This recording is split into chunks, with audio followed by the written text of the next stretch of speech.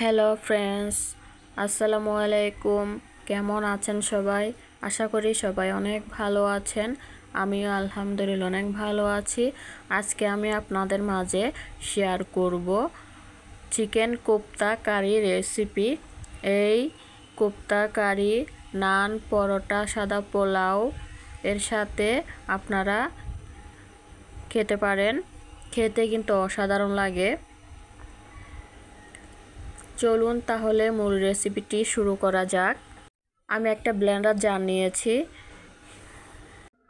মুরগির বুকের মাংস ছোট ছোট করে কেটে ধুয়ে ভালো করে পরিষ্কার করে ব্লেন্ডার জারে দিয়ে দিলাম।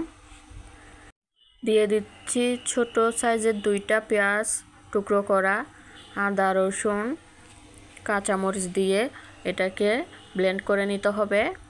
ব্লেন্ড করা হয়ে গিয়েছে। দিয়ে দিচ্ছি স্বাদ মতো লবণ, গরম মশলা গুঁড়া, হলুদের গুঁড়া, মরিচের গুঁড়া, জিরার গুঁড়া, আদা রসুন বাটা। আমার মনে হয়েছে এখানে আদা রসুনটা একটু কম হয়েছে, সেজন্য আদা রসুন বাটা দিয়ে দিলাম পাউরুটির গুঁড়া।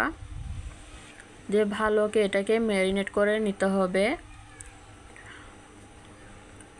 ভালো করে মিশ্রণটাকে ম্যারিনেট করে নিতে হবে, না হলে কিন্তু ছোট ছোট বল আকারে শেপ দিতে অনেক অসুবিধা হবে। তো আমার মিশ্রণটা ভালো করে ম্যারিনেট করা হয়ে গিয়েছে। এখানে আমার ছোট ছোট করে বলের সাইজ করে সুন্দর করে নিচ্ছি কোপ্তাটা।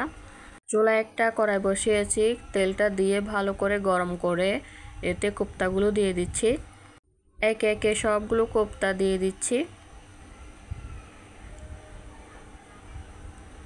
আলতো হাতে একটু নাড়াচাড়া করে দিতে হবে। হালকা একটু যখন ব্রাউন কালার হয়ে আসবে তখন কোপ্তাটাকে আমি উঠিয়ে নিব। বেশি ব্রাউন করে ভাজা যাবে না। হালকা যখন কালারটা চেঞ্জ হয়ে আসবে তখন কোপ্তাটাকে উঠিয়ে নিতে হবে।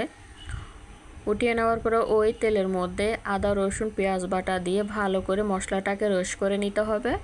রোস্ট করে নেওয়া হয়ে গেলে দিয়ে দিব মরিচের গুঁড়া, হলুদের গুঁড়া, জিরার গুঁড়া, পরিমাণ মতো লবণ, গরম মশলা গুঁড়া দিয়ে ভালো করে কষিয়ে নিতে হবে।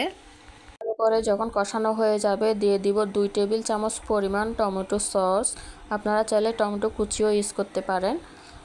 কষানো হয়ে গেলে আমি এখানে সেই কোপ্তাগুলো ব্রাউন কালার করে ভেজে রেখেছিলাম সেগুলো দিয়ে দিলাম। দিয়ে ভালো করে কষিয়ে নিচ্ছি। সেদ্ধ হবার জন্য আমি যতটুকু পরিমাণ পানি দিতে হয় ততটুকু পরিমাণ পানি দিয়ে এটাকে রান্না করে নিব। দিয়ে দিচ্ছি কাঁচামরিচ কুচানো 3টার মতো। ঢাকনা দিয়ে ঢেকে 10 মিনিট রান্না করে নিব। 10 মিনিট পর ফিরে এলাম। দেখুন কোপ্তাটা আমার একদম রেডি হয়ে গিয়েছে। যখন ঝোলটা একটু গ্রেভি হয়ে আসবে তখন পেঁয়াজের বেরেস্তা ছড়িয়ে নামিয়ে নিব। দেখুন আমার কোপ্তা কারি রেসিপি একদম রেডি হয়ে গিয়েছে।